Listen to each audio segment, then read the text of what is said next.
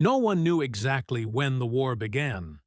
There was no declaration, no press conference, no coded tweet. Just one sudden shift in energy. It started during a televised summit in New York, where Donald Trump had been invited to speak about the future of American power. The room was packed with CEOs, political strategists, Pentagon brass, and tech moguls. Cameras panned the crowd. All eyes were on the golden podium as Trump took the stage, confident, commanding, basking in applause. But there, in the fifth row, calm, still, dressed in muted gray, sat Elon Musk. He hadn't been on the guest list. He hadn't RSVP'd. He just showed up. Trump noticed him instantly. His gaze narrowed. He skipped his prepared opening and leaned toward the mic. "Funny," he said, voice booming. "Some people want to colonize Mars before they've even figured out Earth. Maybe someone should remind them. This country doesn't answer to space cowboys." The room laughed. Not politely, loudly. Cameras cut to Musk, who didn't flinch. He simply looked up, locked eyes with Trump, and gave a half-smile. He mouthed one word, "Try me." It wasn't just a rivalry. It wasn't ego. This was personal. By the next morning, headlines exploded. Trump calls out, Musk in national speech. SpaceX billionaire crashes presidential summit. Elon Musk. The future doesn't belong to politicians. Then things escalated. A leaked internal memo from the Department of Energy surfaced, allegedly signed off by Trump's team, proposing to cut federal contracts with SpaceX and Tesla over security inconsistencies. 3 hours later, Starlink satellites began shifting their coverage zones away from Washington, D.C. Musk's camp claimed it was routine. No one believed it. Anonymous sources from inside both camps started feeding social media with whispers, coded insults, buried threats, screenshots of encrypted emails between aides. What began as political tension was mutating into technological warfare. This wasn't left versus right. This wasn't government versus tech. This was two empires, each with their own followers, their own intelligence networks, their own visions of the future, colliding in real time. And the world was watching. Within 48 hours, Musk's X platform began showing strange anomalies. Certain government-tagged accounts mysteriously disappeared for hours. Political ads favoring Trump's upcoming campaign quietly dropped in visibility. A few pro-Musk influencers claimed their engagement tripled overnight, while White House correspondents complained of being shadow-suppressed. It wasn't provable, but it was real. And then Trump struck back. At a rally in Texas, standing in front of a crowd waving flags and wearing red caps, he raised his hand mid-speech and declared, "I built towers, built a country, and now I'm going to build a firewall, a big, beautiful one. And guess who it keeps out? Tech tyrants." The crowd erupted. That clip reached 75 million views in 12 hours. An executive order followed the next morning. Federal Data Sovereignty Act. Any company operating critical infrastructure, satellite, AI, or broadband, had to submit their back-end systems for government auditing. The target was obvious: Starlink, Neuralink, Tesla's AI driving models. Musk responded not with a tweet, but a move. At 3:12 a.m., global observers noticed 4 Starlink satellites blink offline, then back on, with a new orbital path. Independent analysts suggested it was a message, a show of control. And then came the moment no one could explain. A massive Tesla data center in Nevada suddenly shut itself down for 11 minutes. And when it came back online, security footage showed nothing inside moved. No entry, no exit. Yet something had changed. Reporters tried to dig. Government watchdogs sent agents. Tesla issued a vague statement about a quantum-safe architecture test. But former NSA analysts weren't buying it. One wrote anonymously, "This isn't about products anymore. This is posture. This is shadow war." In private, Trump's team doubled their cybersecurity protocols. The Pentagon quietly requested all SpaceX satellite activity be reported in real time. Meanwhile, Musk flew, not commercial, not SpaceX, but via an unregistered aircraft from Boca Chica to a secure facility in Utah. The reason? A leaked message from his assistant read, "Begin Protocol Nova. He wants the option ready." Option for what? No one knew. Not even Trump. But everyone could feel it. This wasn't posturing anymore. This was prelude. Inside the Situation Room, Trump slammed a folder shut with a force that made the generals flinch. "Tell me," he barked, eyes blazing, "how the hell does a private citizen outmaneuver the United States government?" No one answered, because no one could. The latest intel report showed that over a dozen allied nations, including Germany, Brazil, and even South Korea, had recently signed non-public contracts for emergency Starlink support. A few were even integrating Tesla AI tech into their infrastructure under the radar. One general muttered under his breath, "He's building a state without borders." Trump heard it. He didn't deny it. He simply said, "Then we treat him like a rogue nation." At the same time, Musk was in an underground facility beneath a former Tesla gigafactory in Texas. The room was dark, save for glowing data walls showing real-time reactions around the globe. His inner circle, engineers, strategists, and former intelligence operatives, stood silent. On the screens, a map lit up. Blue for neutral, green for silent allies, red for confirmed federal loyalty. The green zone was growing. "Elon," one advisor said carefully, "if the White House accelerates, do we go beyond digital?" Musk didn't blink. He just said, "Only if they make it physical." And right then, something happened that shifted the balance. A leaked White House internal email surfaced on a decentralized blockchain forum. It showed an intent to authorize Project Regulate, a dormant plan to nationalize private orbital communication platforms in the interest of national security. It was real. It had Trump's digital signature. In less than 30 minutes, the hashtag number #WeChooseMusk trended in 43 countries. Silicon Valley CEOs began sending encrypted messages offering support. Some even offered relocation of operations. Tech influencers held live streams declaring allegiance. Some major cities, San Francisco, Austin, Dubai, lit buildings in cobalt blue. Trump responded with fire. At a press event the next day, he raised a red folder, stared directly at the cameras and said, "Elon Musk thinks he's untouchable. He's not. There are things in here he forgot I have access to. And if he doesn't stand down, I'll remind the world exactly who he used to be." He dropped the mic. Twitter exploded. But one thing was clear now. This was no longer a feud. It was no longer a Cold War. It was an ideological civil war, fought in silence, signals, and secrets. It was supposed to be a normal press briefing. The White House.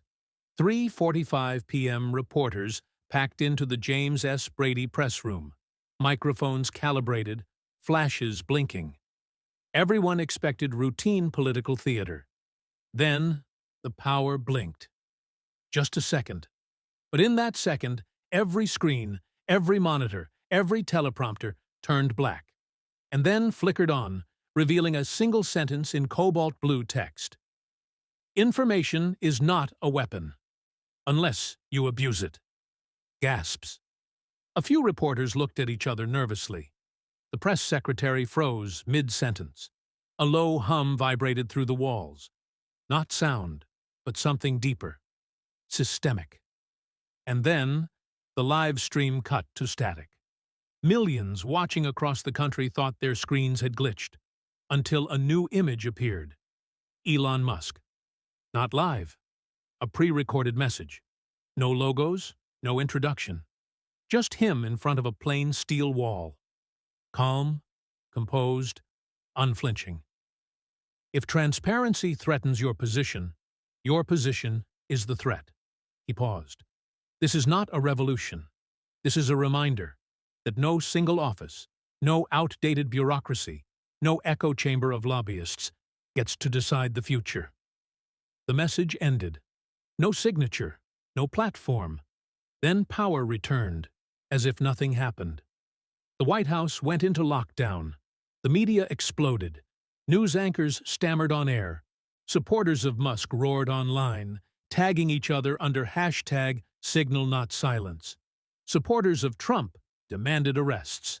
And then Trump walked into the briefing room, unannounced. No tie, just rage. He grabbed the mic, didn't wait for a cue.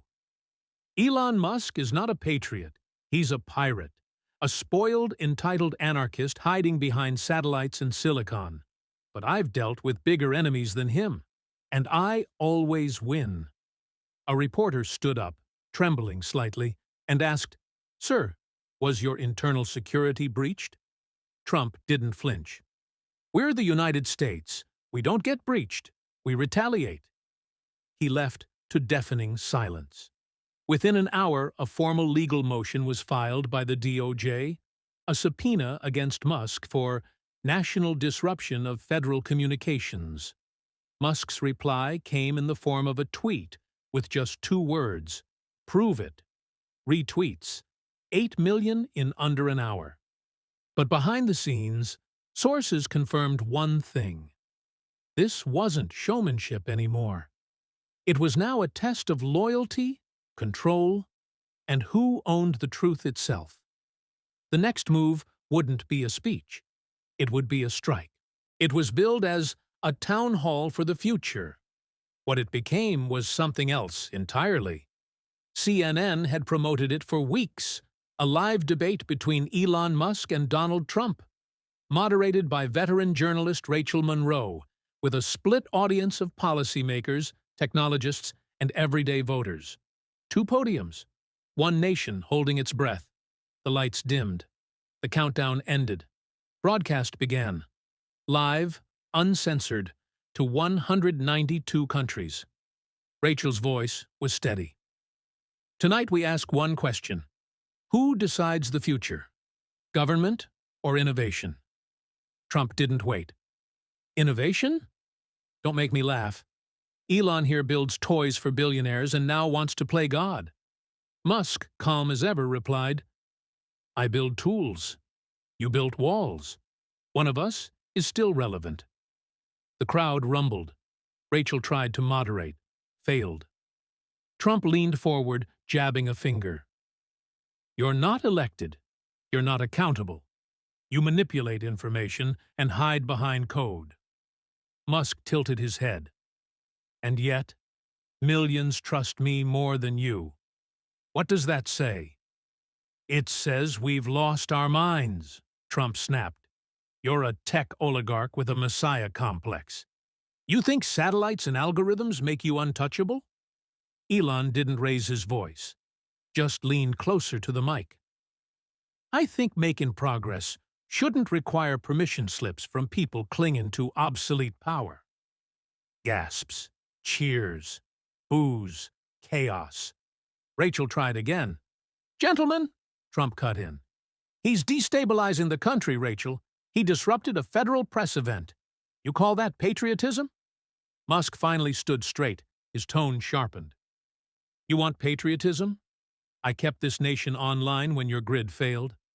I connected kids in rural towns while you raged on Truth Social." Then came the pivot. Trump pulled a document from his suit pocket. Red-stamped, official.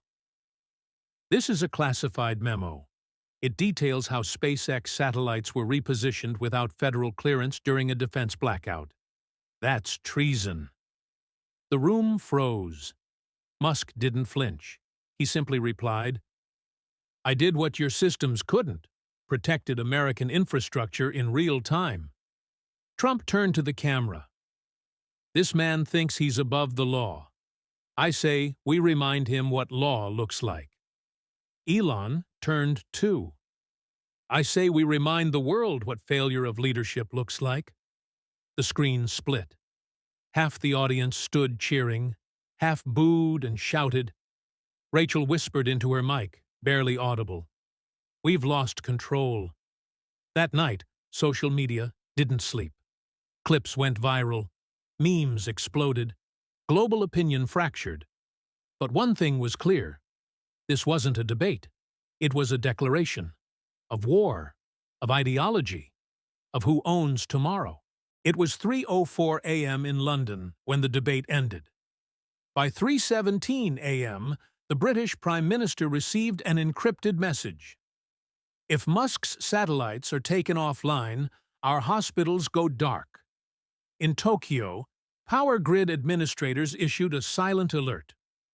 Primary fallback lines depend on Starlink infrastructure. In Sao Paulo, a university professor updated his lecture notes. History just changed on live TV. This will be known as the Night of the Divide. The internet split like glass. On Reddit, a thread titled, "Who Do You Trust, the Billionaire or the President?" hit 600,000 comments in 90 minutes. On X, former CIA officers began speculating about Muskian non-state power structures. On TikTok, creators took sides with war paint filters. Red for Trump, cobalt blue for Musk. The trend was called "Number Choose Your Commander." Meanwhile, both camps escalated. The White House issued a formal executive order. National Review of All Foreign-Aligned Tech Infrastructure. It didn't name Musk. It didn't need to. Musk responded with a simple message, posted across all SpaceX platforms. Power that can't adapt will attempt to control what it doesn't understand. In Beijing, North Korea, and Berlin, policy analysts stayed up through the night. Because what had been a dramatic clash between two powerful men had become something else. A test case. A battle over legitimacy. Who has the right to shape civilization? The man elected by a system, or the one building the system's replacement? And then came the unexpected move. A letter, unverified but appearing authentic, surfaced on the decentralized network Polywave. Signed by leaders of 7 major cities: Amsterdam, Nairobi, Singapore, Dubai, Helsinki, Austin, and Seoul. It read, "We no longer recognize the monopoly of national identity over progress. We recognize contributions. We recognize leadership. We recognize Elon Musk." In an emergency press conference, Trump slammed the letter on a podium. "This is anarchy. I was elected by the people. He was funded by investors." When a journalist asked, "Do you fear losing control of the narrative?" Trump shouted back, "I don't lose control, I take it back." That line, "I take it back," was looped by Musk's supporters in remix videos, slowed down, edited over apocalyptic images of a crumbling Capitol and satellites orbiting above a digital globe. By sunrise, one thing was undeniable. The world had split into 2 belief systems, not just politically, but spiritually. One followed tradition. The other followed code. Behind the red curtains of Washington and the titanium walls of SpaceX, a new kind of war was already underway. Not with missiles, not with tanks, but with leaks. It started subtly. A whistleblower posted a 22-second clip from a White House Situation Room meeting. In the clip, Trump can be heard muttering, "If we can't shut Musk down, then we'll make the people turn on him." Within hours, the clip was everywhere, but not on traditional platforms. It spread through mesh networks, blockchain-hosted forums, and quantum-encrypted group chats. It became known as the trigger file, Trump's camp called it deepfake. Musk's camp responded with silence. But then, something else leaked. An internal memo from Tesla labeled OPCIRCUIT,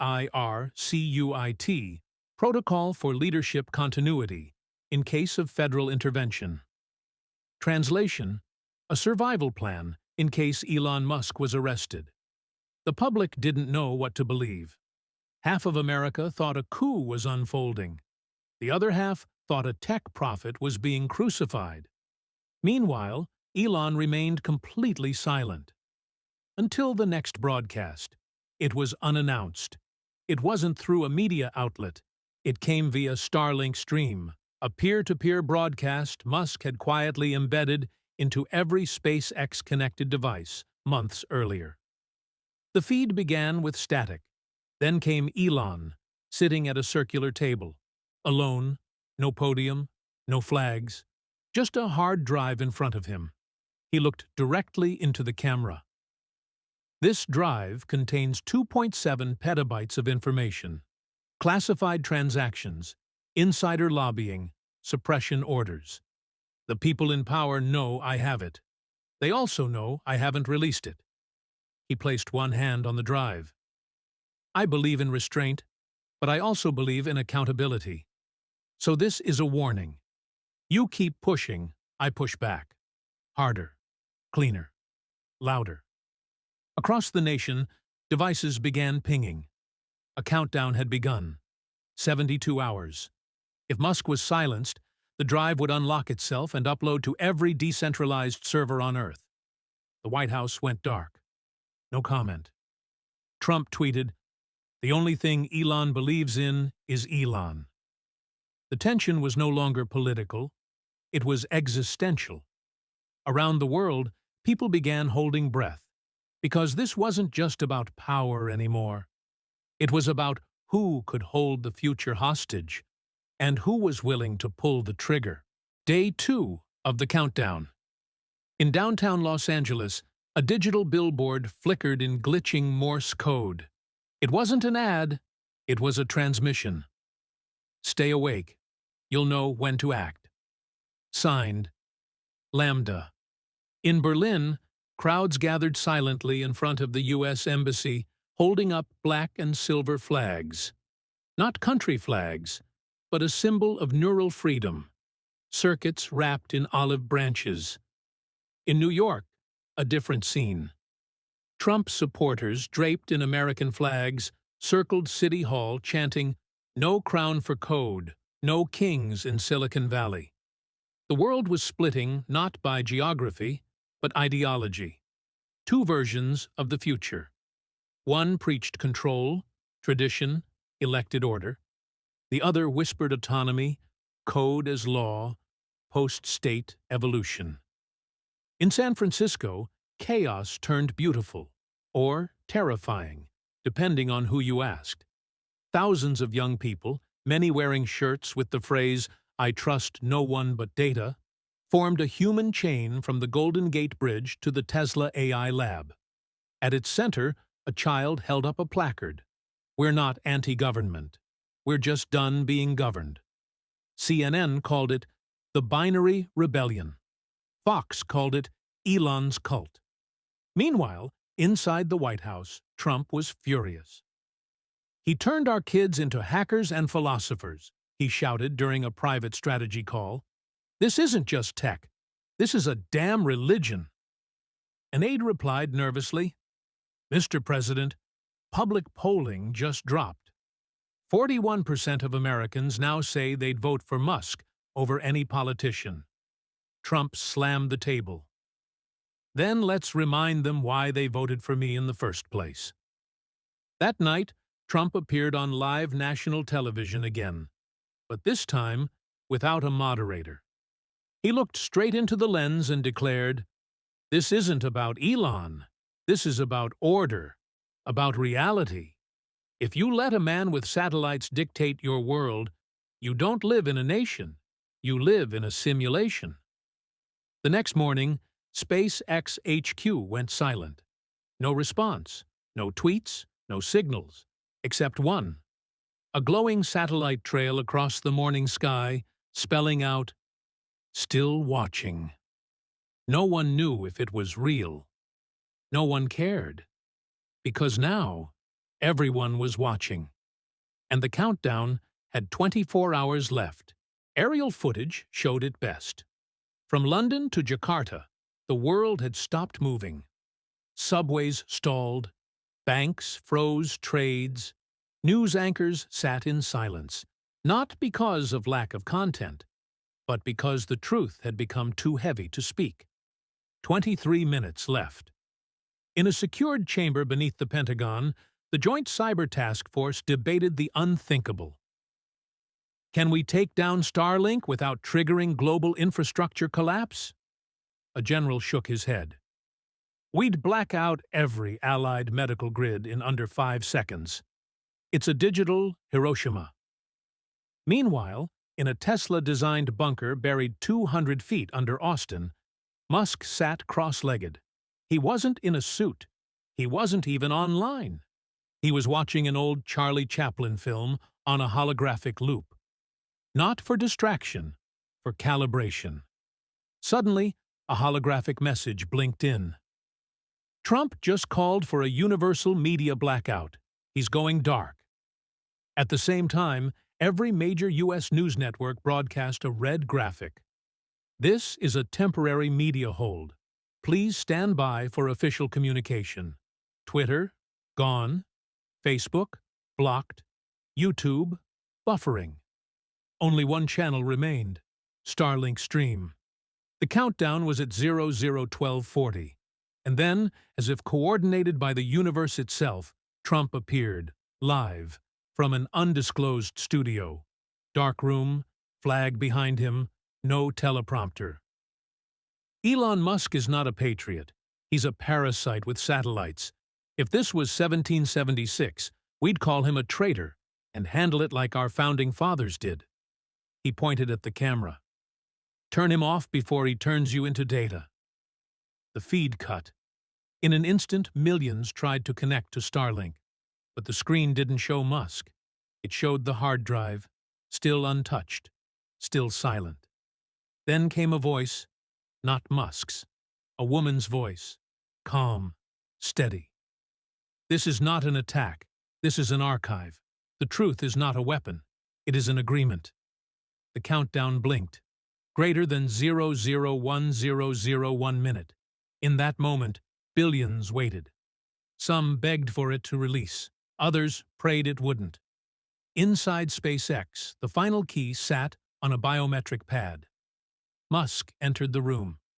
He looked at the pad, then the camera, then the sky.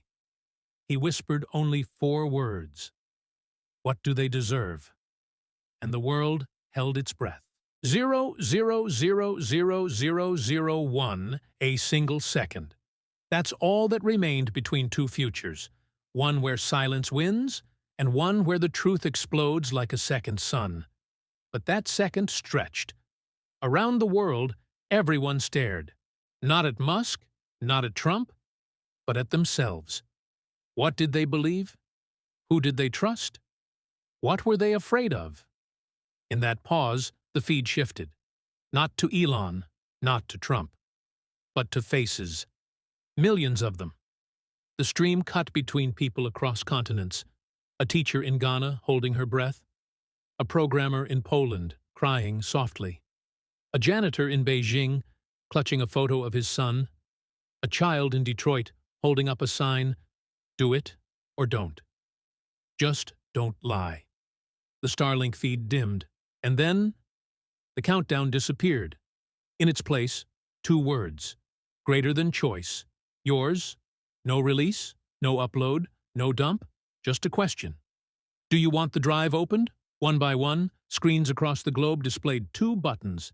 Yes, no, Musk hadn't pulled the trigger. He handed it to humanity.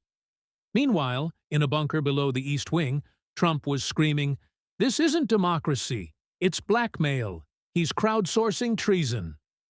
But it was too late. Votes began pouring in. Encrypted, anonymous, impossible to fake. Within 17 minutes, the results lit up. 72.6%.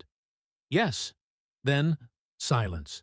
Not dramatic, not dangerous, just stillness. Then the feed cut to black. And it began. A slow, steady stream of truths, unfiltered, unredacted, undeniable. From oil corruption to artificial inflation, from censored scientific breakthroughs to decades of media engineering. Nothing was safe, but it wasn't chaos. It was clarity. The world didn't burn, it blinked. And then it woke up. As the world digested its new reality, one thing became clear. Power didn't just shift from presidents to billionaires. It shifted to people, to the ones watching, voting, choosing. This wasn't Musk's victory, nor Trump's loss. It was a reckoning. And sometimes, reckoning comes not with violence, but with vision.